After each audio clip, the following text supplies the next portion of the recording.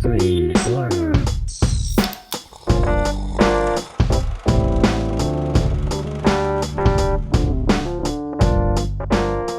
Hello and welcome to Screen Slurps, the movie review podcast where we discuss the good, the bad, and the savage in the world of in the world of cinema. I'm Adam Meisner. I'm Laura Herlocker. I had to catch myself on that last one because my tongue was getting caught in my mouth and I was about to turn into the main character of the movie we're talking about this week. Saul something. Tenser. Yeah, thank you. That guy. Viggo Mortensen's character, yeah. I was about to turn into his intestines right when Caprice goes down on him. What, you got no comment for that? I mean, did we have to start with the gross bit?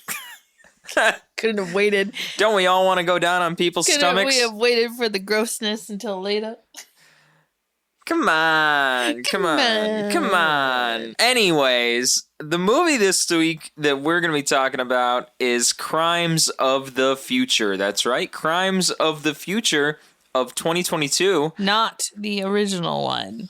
That you are correct, Laura. Not the original Crimes of the Future, both of which are directed by David Cronenberg. And yeah, I mean, there's nothing more I can say to it than that. David Cronenberg, he directed Crimes of the Future, the movie that we're talking about this week, 2022. He also directed another movie called Crimes of the Future from, 1970. Because why not? Yeah. Why not use the same title? And the thing is, he wrote both. He created Crimes of the Future, let's put it that way. So, I mean, he conceptualized this idea, he had this concept going, he created Crimes of the Future, and then he rolled with it once, and then he sat on the idea, and then after, putting it out there one time, I guess that wasn't enough for him, so I mean, they're very again. different plots, the two movies. Yeah. Though they have the same title. Very different plot-wise. But it is interesting that he chose to use the same title again. Mm-hmm. But Absolutely. So, and here we are now in 2022, a brand new David Cronenberg film, Crimes of the Future. Crimes of the Future, it is an interesting one, and it's got some, very back and forth reviews now from different viewers, different perspectives, which we'll certainly get into as we progress into our review this week. But before we get into that, we are going to get into our classic side slurps. That's right, our side slurps, the things we've done other than watch this movie this past week. Things like other TV shows, watching other movies. Maybe we've even taken on, I don't know, a dance class or two. Who knows? You can never tell with the two of us. So, Laura, what have we been up to lately? what have we been up to? I feel like this has been a busy week. We are, in the world of TV shows, we are still catching up on Stranger Things and Dexter. So you'll keep hearing about those. We don't need to rehash it any more than we have. We're still working our way through it, people. Other than that, we did start 2 new TV shows this week. The first one I've been watching on my own, and it's called Little Things. It's by Dhruv Sehgal. It is a Indian romance comedy, rom-com, we'll say. Yeah, just a little TV show. It used to be on, I think it came on like a few years ago, but it's just now I got picked up by Netflix here in America and has been streaming now on Netflix. And I really enjoy it. It's just about this couple in their 20s who live together and kind of just focusing on their relationship and being adults, working, like dealing with things that happen in everyday life. So it's really a fun little show. And then other than that, on the complete opposite end, Adam and I have started this reality show that we probably shouldn't even talk about, but I'm going to say it anyway because it's an interesting show. And it's called How to Build a Sex Room on Netflix. And it is literally like an HGTV design show specifically for rooms dedicated to pleasure, we will say. And it is a very interesting show. As if, remodeling a room in itself isn't pleasurable enough. No, it's going to be specifically for that part of your life. And the designer is this older woman. Her name is Melanie Rose. She is fabulous. I love her. She's like this sweet old Mary Poppins grandma. And it just so happens that she designs, like, she constantly just talks about sex toys and like all these different things. And it's just so fun that there's this like older woman who is so open, like, to talk about this and so knowledgeable about things. And it's just a really fun show to watch. I gotta agree. I mean, it is a pretty fun show to watch, and it's just fun to see that they're either married couples or maybe they're not even married yet, but they're in a relationship and they're living together, and they're just talking to Melanie because they're like, yeah, we just want that part of our life back where, we can just, Intimacy. yeah, we want the intimate emotional level of our life back, and so we want to have this kind of room in our house, or our living quarters. There was even a polyamorous like family in one episode, so not even just one-to-one couples. Right. It was a family of like 7. So Yeah. she'll design for anything. And it's so cool too because the rooms can be so different, like the one we just watched, it was like classic Hollywood dressing room. And then there's another one that's like spa, and there's another one that is like a sex dungeon. It's just the variety and the different ways she can design these rooms. I love home design shows. I just think I wish I had that art. I wish I was able to be creative in that field because I just love it. Like, I don't know, they always look so nice when they're done. But it's a really great show. So if you have Netflix and trigger warning, like there obviously is a lot of showing of sex toys and different things. Like there isn't they don't show you like that, actually doing it, but there's a lot of talk about it and about different kind of things that are involved in sex, like BDSM and, so definitely just go in knowing that you're going to be exposed to some things. Right. But yeah, those are the TV shows really I think that we've been watching.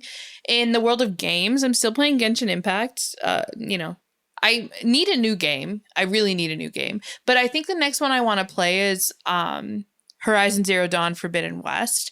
But I'm trying to wait till the game goes on sale because I just don't want to spend that much money on the game.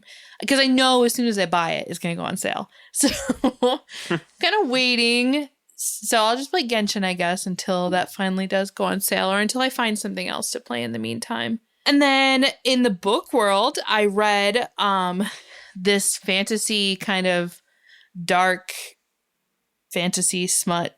You know how I am. It's Kindle Unlimited book. It's called City of Thorns by C.N. Crawford. It was great. I liked it a lot. I don't even know what to say about it. It was a great, fun, short, dark fantasy read. Which is what I like. And now I am starting Lessons in Chemistry by Bonnie Garmus. It's really popular lately. It's been on a lot of like book lists and things like that. So I'm excited, looking forward to reading that. And then I can move on to some of my book club books, which I am behind on. And yeah, outside of that, I go to yoga. I go to work. My work schedule's a little crazy lately, so not a whole lot going on other than that. But you love the yoga. I do love the yoga. And now some of my book club comes to yoga with me. And it just makes me so happy. That's good. Yeah. I think that's it for me, Adam, then. I'll turn it over to you. What are your side slips for the week? I'm happy to see that you've got yoga and all of that going on. Thanks, babe. I've had a crazy past week. This past week for me has been quite the week.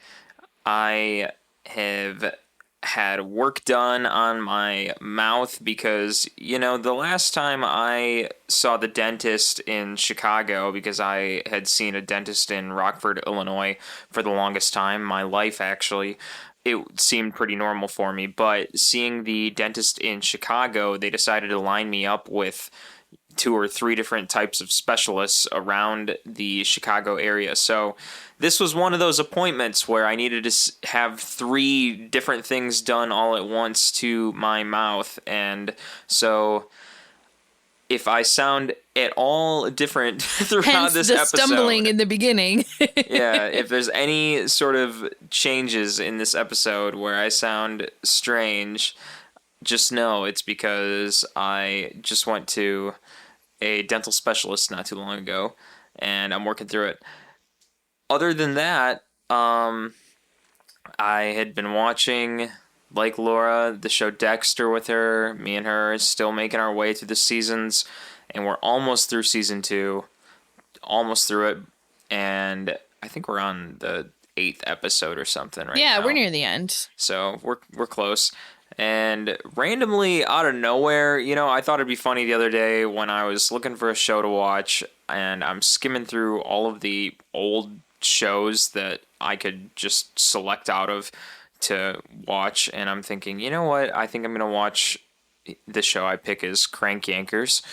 I think I'm gonna watch that. And as I'm watching that, it was just like a flood of reminiscing thoughts of like, wow, I feel like an old man now, because one of the episodes that came on had to do with Adam Carolla and Dr. Drew on Loveline.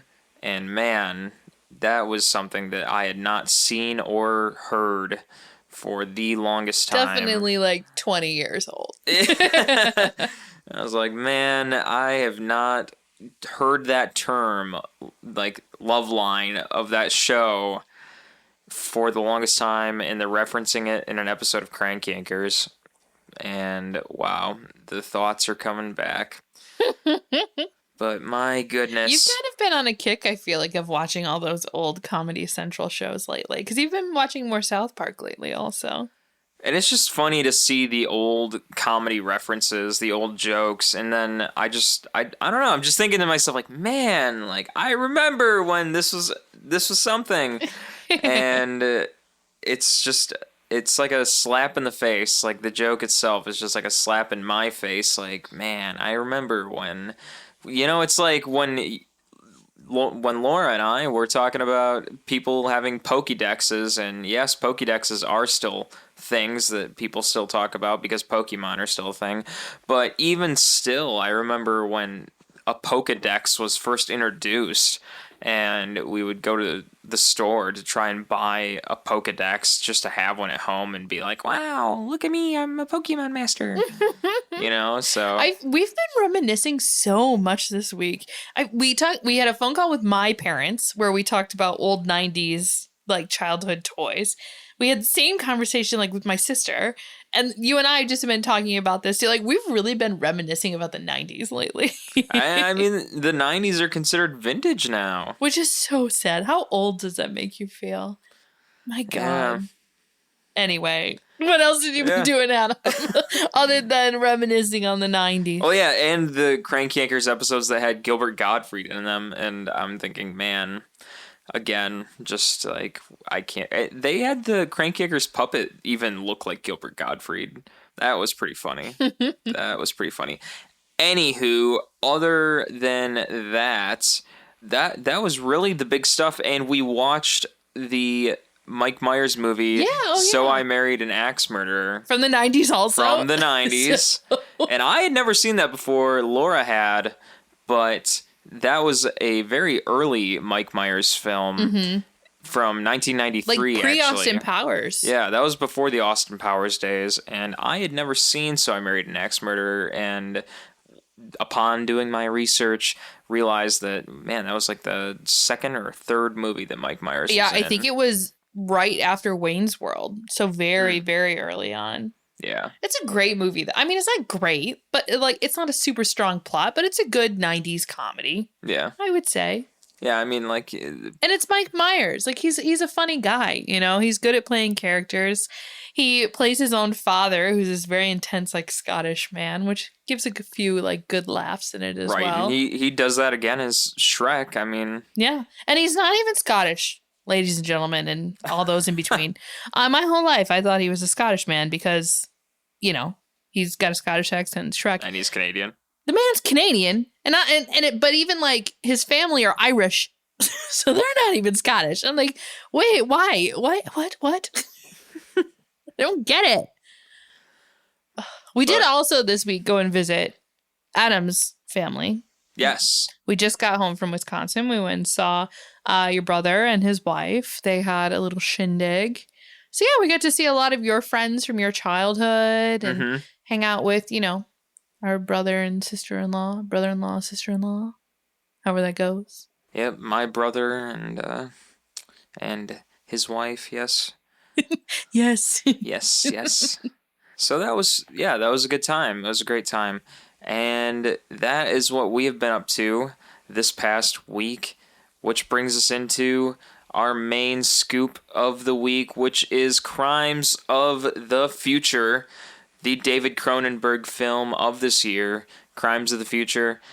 And just to give us a little more scoop into the background of this film, Crimes of the Future, directed by David Cronenberg and written by David Cronenberg, produced by Robert Lantos, starring Viggo Mortensen, Kristen Stewart, and how do Leah Seydoux. Leah Seydoux. We'll go with that. Yeah, sounds good. It's French. Cinematography by Douglas Koch, music by Howard Shore, and I see in the notes that it is listed that it's 3.3 million in the box office currently. I'm not sure how much the production budget is listed as, but 3.3 million in the box office is not bad, but I imagine Cronenberg probably dropped a little bit more in making this bad boy. I would think so. But it is a very controversial movie, as we will get into. So a low box office number is not that big of a surprise for me. I mean, it just kind of, as we set the stage for y'all, this movie, when it premiered at the Cannes Film Festival, tons of people walked out after the first, 11 minutes. But at the same time, it had, an 11-minute long standing ovation from those people that stayed. So that just gives you an idea of this movie. It's like, you love it or you hate it. It's a lot, as we'll talk about, which you can see by, people walked out at the Cannes Film Festival. Yeah. You're at Cannes to watch movies. You know what you're getting into. And the fact that people walked out there is just but at the same time, I'm like, you knew it was a Cronenberg movie. Right. You knew what you were getting into. So you should have known what you would be seeing and you didn't need to walk out. Right. But yeah, this is a doozy of a movie. Doozy. Yeah, even when we went and saw this in theaters and we were watching this, I was expecting more of a turning point as we were watching it. As this continued to go on and on, I'm thinking inside my head, come on, there's got to be some cleaner cycle in the plot, some clearer cycle. I mean, I'm saying clean and I'm saying clear, but I'm trying to phrase this in a way where it's kind of give me something where it's going to make sense. Okay? Exactly. It was just a bringing in a bunch of new plot points and never coming to a climax or a conclusion for any of those various subplots that are brought up throughout the movie. Yeah. It's just, I don't get it. But before we get into that, Adam, why don't you give us a synopsis of this movie? Absolutely. So, a very simple, basic plot synopsis for this film would be here. So, as the human species adapts to a synthetic environment, the body undergoes new transformations and mutations. Accompanied by his partner, celebrity performance artist Saul Tenser showcases the metamorphosis of his organs. Meanwhile, a mysterious group tries to use Saul's notoriety to shed light on the next phase of human evolution. See, that's a good synopsis after seeing the movie. If I had read that before I saw the movie, I'd be like, what the fuck is this about? But now after watching it and thinking, what the fuck was that about? And then hearing you read that synopsis, I'm kind of like, okay, I kind of get it. This movie is just so confusing. Oh, my God. Yeah, while you're watching the movie, when you don't know what the movie's about, it really makes no sense. And when you have absolutely no idea what the movie is about, I mean, it's like that with literally any movie. Literally any movie you go into it blind and you start watching it. The expectation is that the movie will start to make its own sense to you. Yeah, the pieces start to come together. Exactly. They should do that on their own. But this movie, it is a very hard movie for that to assemble itself. Yeah. You can kind of make sense of it yourself after the fact when you start to kind of analyze it yourself, when you start to kind of shed some light on what the situations are. As I was watching the movie, just thinking about the science of it all that, David Cronenberg had written into this script and the concepts that he had done in doing so, because he has got Viggo Mortensen's character, the main character, Saul Tenser.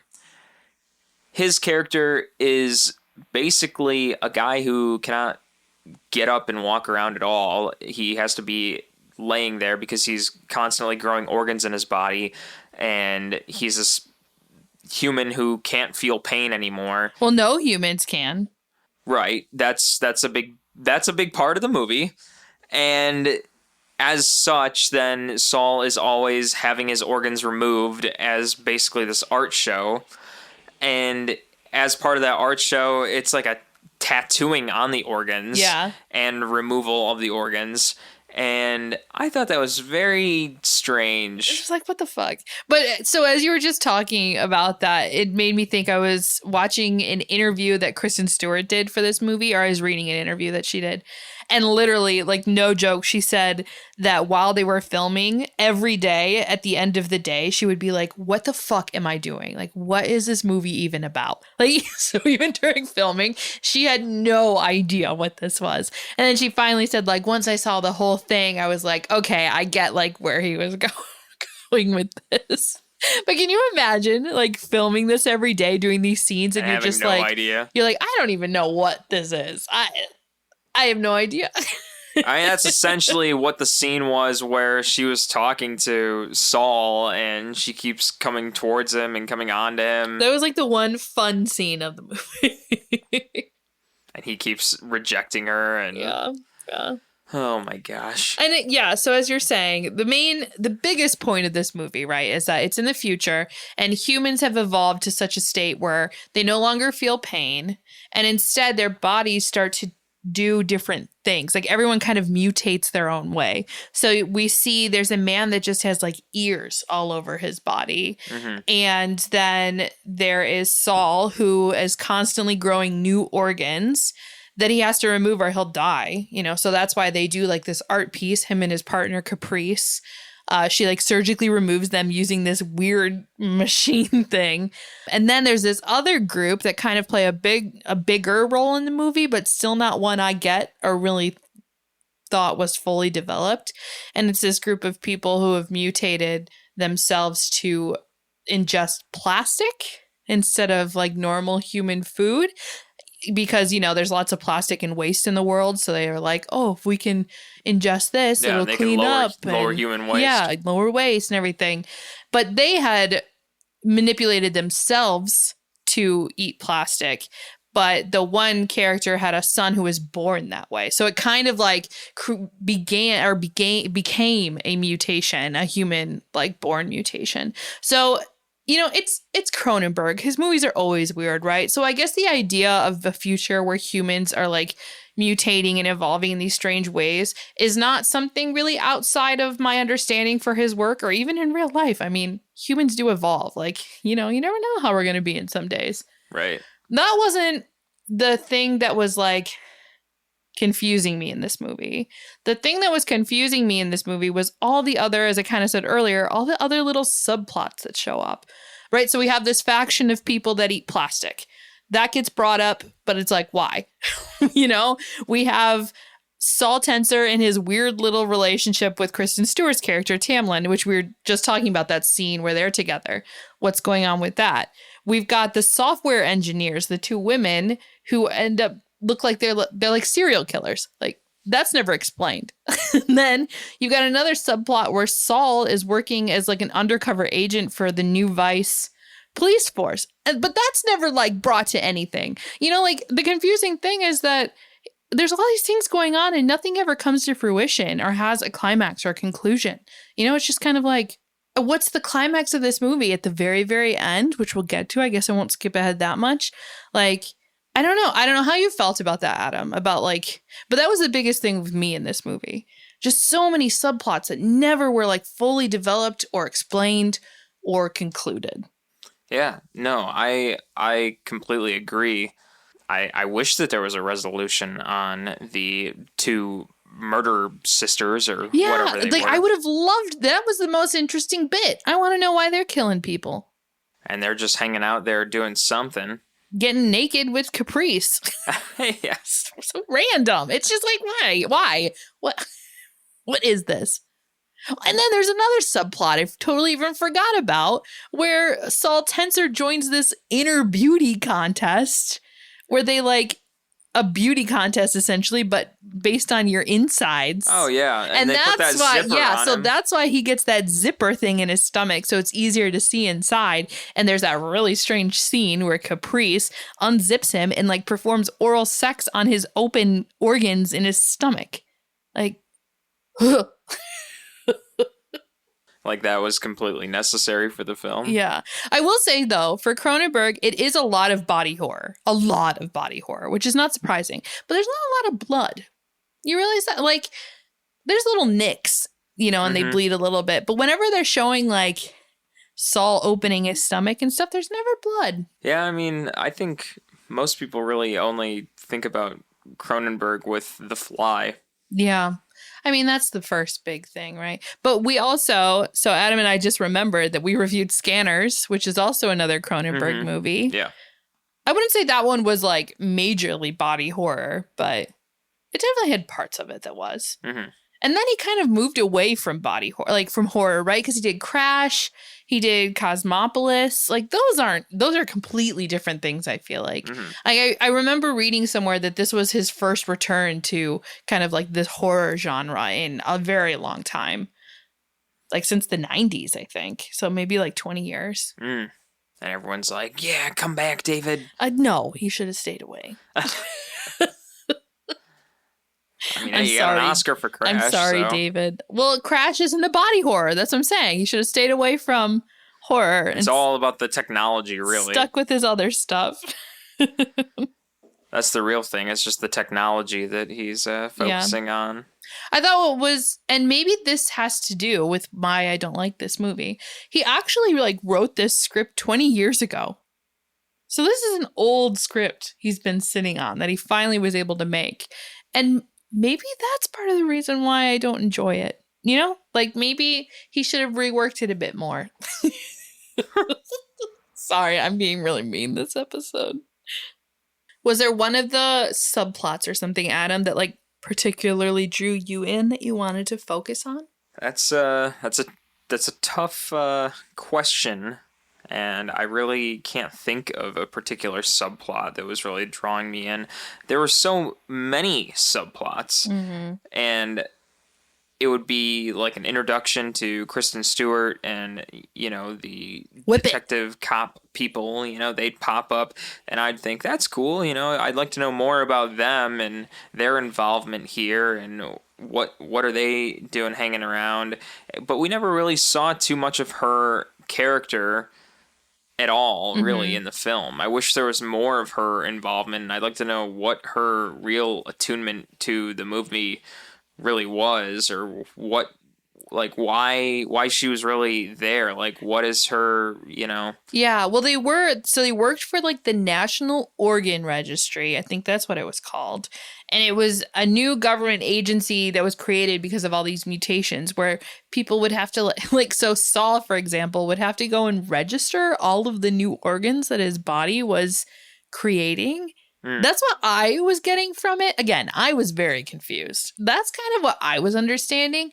But it seemed like Whippet and Tamlin, the two people who worked for the agency, like, instead of, they went against their job and had this weird obsession with Saul Tenser. Like Kristen Stewart definitely wanted to bang him. Well, yeah, and she was like Like, looking through like, the tattoo yeah. visor thing. Well, and then she went to the show, remember? And she was like, surgery is the new sex. Like, Yeah. very weird. And then that scene that was actually kind of funny, where you brought up earlier that the two of them were talking and she keeps like moving towards him and he keeps moving away. Yeah. Like, she definitely had an interest in him. And then Whippet at the same time, the other government agent, he also was obsessed with Saul because he was like running the inner beauty contest or whatever, like behind the scenes.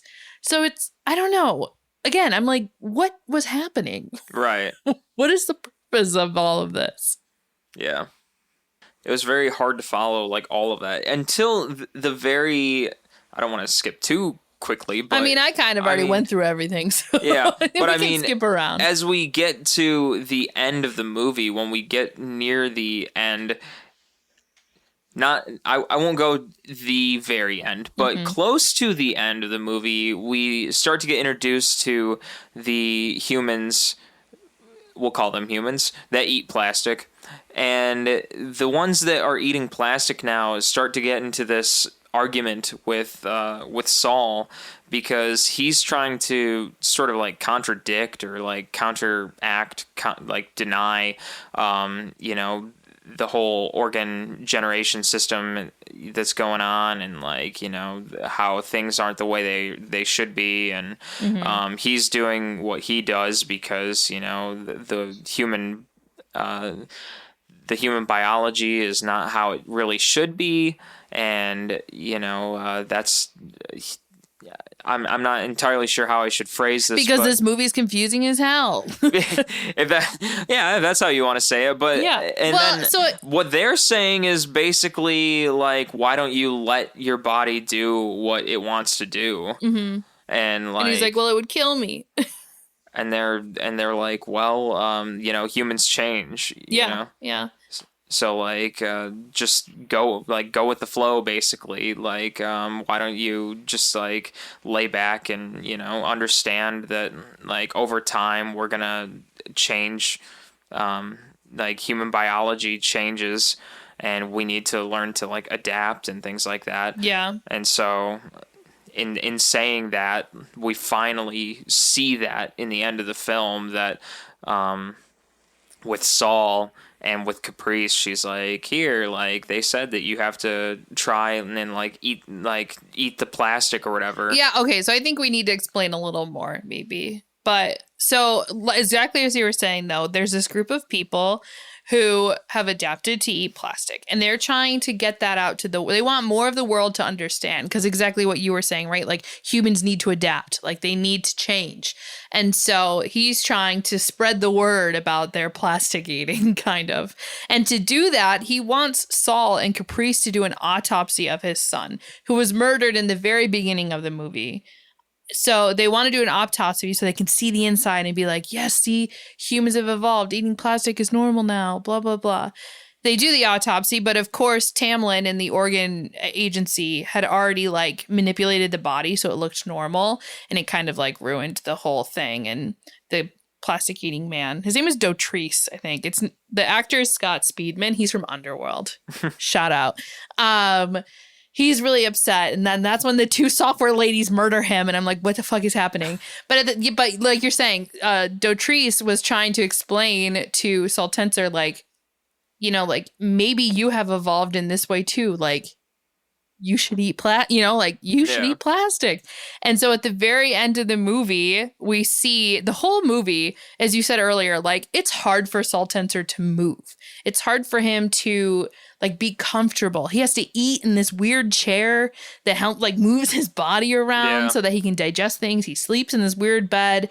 And Dotrice was saying, like, you're having problems digesting because you shouldn't be eating that. Like, your body needs to eat plastic.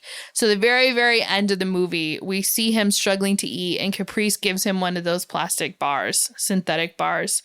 And he takes a bite, and then it like so I was reading what this scene was based on, but so he's eating it. It like zooms in on his face. We see a teardrop fall, and the movie ends.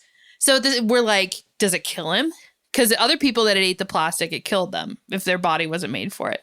We're like, does he die? Or has he evolved to eat plastic? Like, what is happening? And that's how the movie ends. And it's just like, nothing was tied up. Mm-hmm. Yeah. That final scene, though, did you read the kind of like information about that final scene, Adam? No.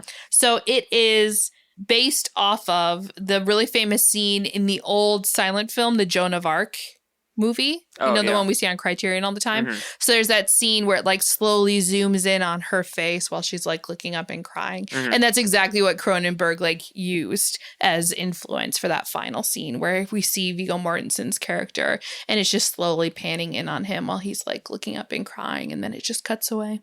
That's pretty cool. That's pretty cool. For all of the problems I have with this movie, the one thing I will say is that I think Viggo Mortensen did a great job playing Saul Tenser. No, I agree. I think the way that he, like, his physical acting, right? The way he held his body and, like, spoke, and that thing he would do with his throat, like, when he would click it and stuff like that, like, I just thought the physicality of his acting in this movie was done so well. Like, you could totally understand, like, this is a human who is struggling, like, that is going through some things. And I think actually why he was able to do that so well is I was reading that right before this movie was set to film, he was injured by a horse at the Kentucky Derby, and he was like unable to stand for periods of longer than like 2 minutes, which is why in a lot of the time in the movie when he's doing a monologue or something, we see him like squatting on the ground. Mm-hmm. He's like really low. And I thought it was just a character thing to be like dark and seedy, but it was literally just that he could not be standing for longer than 2 minutes because he was in so much pain. But I think that worked for him because it definitely played to how his character was. Right. That's pretty crazy, though. That's what happens when you get injured by a horse. Yeah, which is random. Like a horse, the Kentucky Derby. Yeah. That is pretty crazy. I also read that Viggo Mortensen wanted to play the part of Whippet, but David Cronenberg claims that he harassed him into playing Saul Tenser instead. Harassed him. I wonder who would have played Saul Tenser if Viggo didn't. Because Viggo has been in a lot of Cronenberg's movies. Like, they work together a lot. So I would assume he would play the lead. So that's interesting. I did also see that Kristen Stewart's character was originally Natalie Portman. But then she, I think, I don't know, for some reason couldn't do it. So they recasted. But I could see Natalie Portman also playing Tamlin. I think it would be different. Yeah, that's for sure. But I could still see it working. I think it worked with Kristen Stewart. Oh, no, I think Kristen Stewart is, I wouldn't say great. She's a good actress. I think she gets a lot of crap because of Twilight, as does Robert Pattinson.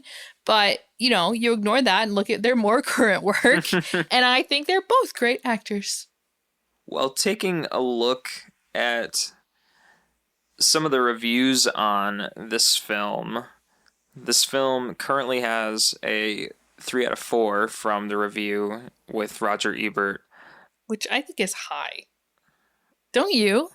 Well, I mean, you got to look at it from both sides of the coin, I think, because with Rotten Tomatoes, too, the critics' rating on Rotten Tomatoes is 78%. Yeah, I don't know. This is another one of those instances where I feel like they rate it higher because of who it is. Like, oh, it's Cronenberg. It's his first body horror in 20 years. Blah, blah, blah. Oh, it's great. You know, like, if the same movie, if it didn't have the names attached to it, I feel like they would have given it more crap. Yeah. That's just me. That's my opinion. Well, you may be right. You may be wrong. I do. We've kind of already said this, but it's definitely like a love or hate with this movie. Like critics either think it's great or they think it's crap. And I was reading, I kind of was telling you about this earlier, Adam, that some of the people that don't like it, even though they're fans of Cronenberg, they argue that this isn't something like new. It's Cronenberg reusing a lot of his old ideas. So there's a lot of things that we see in this movie that he's done in the past. So not even the title. Like, obviously we already talked about the title is the same as a 1970 film that he had done. But also The eating chair, so the chair that Saul Tenser eats in, there's a device like very similar to that in his, I think it's like a 1990 film, Existence. And then the zipper, the stomach zipper we were talking about, Cronenberg did almost like the exact same thing in Videodrome, where there's like a slit in someone and a VHS tape gets shoved into it. So, people are like, he's just reusing and like rehashing old ideas he's already had. It's nothing like new. Yeah. And I haven't seen Existence or Videodrome. So I guess I don't see that. Like, to me, this was all very new. I just know like The Fly, right? And Scanners or whatever. But for those people that actually do know Cronenberg's work more, I'm like, okay, I'm picking up what you're putting down. He's just reusing crap. He's got to think of some more original content. Well, the man's like 80 years old. Yeah, it's true. So, supposedly, though, he did say like this wasn't his last movie. I don't know. He'll be 110 and still his body is mutated. He'll live forever. Yeah, we'll see. I mean, we will find out soon, I'm sure. But I'm curious to think with, rehashing of old ideas. I mean, thinking of Crimes of the Future, it seemed pretty original to me when I was watching it. Let me just put it that way. I mean, when I was watching this movie in theaters, it didn't seem like a total rehash to me. I agree. Me watching it, I mean, I remember I even looked at you, Adam, and I was like, what the Sorry, I'm cursing a lot in this episode. I looked at you and I was like, what the fuck are we watching? Like it, because it was like this was new stuff to me. It was like, what the hell is going on? Yeah. But I mean, it's definitely a first for me to see a movie where people are tattooing organs for an art show and then removing them because they're not feeling pain anymore. Or the man with the ears. I kind of mentioned him earlier, but he had his eyes and his mouth sewn shut. And he was doing some modern dancing. That was definitely different. Yeah. Yeah, it was a different film. It was definitely different. Like, I don't know how else to explain it. Yeah. You're just like, there were some different things in there. it was something new. Yeah. It was definitely something different. Yeah, to go off of the comment about people saying this is David Cronenberg rehashing things he used before, I had never seen things like that, so... But you haven't seen those other movies either. Right. So, I guess, like I was saying, maybe if we were like knew his older work better, then we would agree and be like, oh yeah, nothing new. But for us, and I think for maybe a lot of people, this is new stuff. Mm-hmm. Yeah. But it's not fed to you very kindly either. It's definitely not the easiest thing to digest. We need a chair like Saul Tenser to digest this movie. Yeah. Well, with all of that being said, all of our comments that we've made so far off of this film, I think it's time that you and I both give our slurps up or our slurps down on this film, Crimes of the Future. Slurps up meaning we recommend the film, we think that you should check it out, listeners, and we think that you should watch this movie. Or slurps down meaning we don't think that you should watch the movie, we don't recommend it, and we do not think that it is worth your time. Laura, slurps up or slurps down on Crimes of the Future? So I'm going to give two. I'm going to give an up and a down answer. And this is the reason why. If you're not a movie person and you do not know David Cronenberg's work, I would say it's a slurp down. There's no reason for you to watch this. I would say go watch The Fly. I would even say go watch Scanners. Go, only focusing on like his body horror stuff. Like The Fly. It's a classic. Go watch that one. You're good. You don't need to see this. But for people that are, movie people and enjoy movies as a whole, sure, go watch this. It's, it's interesting. It's got, like we said, Viggo Mortensen's great in it. And even some of the other actors we didn't really mention, but like Lea Seydoux, who plays Caprice, she's great. But I personally, slurps down. That's just me. I'm like, no, don't watch it. But I get why people would want to. Film people would want to. Sure, go watch it. But for the most part, I'm giving it a slurps down. How do you feel, Adam? This is a hard one, I feel like, for you. I think if you want to really just check it out just for the sake of David Cronenberg's work and really just give yourself that trek, then by all means, jump right in, take a swim, watch the movie. And drown because you don't know what's going on. Because you have no idea what's going on. Yeah, I'm going to give this one a slurps down. Yeah, I feel like you never give slurps down. It makes me so happy that you did. Yeah, Crimes of the Future. This one's gonna be sadly getting a slurps down from me. It's a real struggle buster of a movie, and I think after seeing this movie in the movie theaters, it's just going in. It's really just what are you really getting out of this movie, really? Like, there's so much in. Yeah, I will. I know we already did our closing. I will say I did see some really interesting articles talking about how this movie was like a masterpiece in a sense for like body autonomy and like transgender people, because, you know, the movie is about like doing what you want with your body and blah, blah, like in that. And so I can see where it could have like social political impacts in that realm. But to me, it didn't do that to me. But reading articles, I was like, I get where you're coming from. So I guess some people could get something out of it, but that's not what I got out of it. And I don't think that's what you got out of it.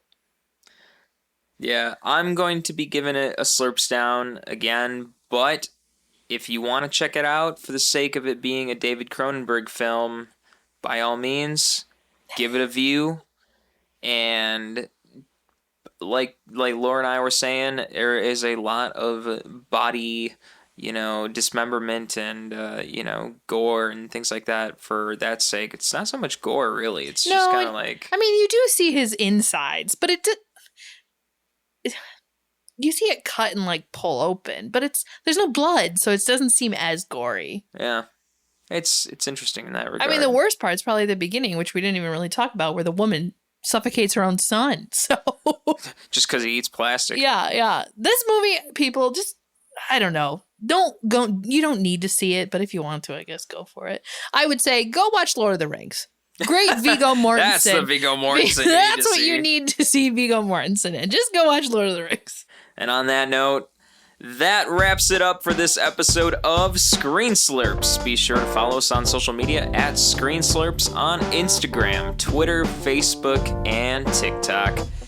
Be sure to listen to us on Spotify, Ghana, or just about any other podcast streaming service out there. And if you enjoy what you hear, slide on over to Apple Podcasts and give us a 5-star rating. It will help us a lot. And if there's any crazy movies that you want to hear about, let us know. Leave a comment on one of our social media pages, and trust me when I say we will be sure to talk about it. So, closing out, I'm Adam Meisner. And I'm Laura Herlocker. Slurps up, and we will catch you later.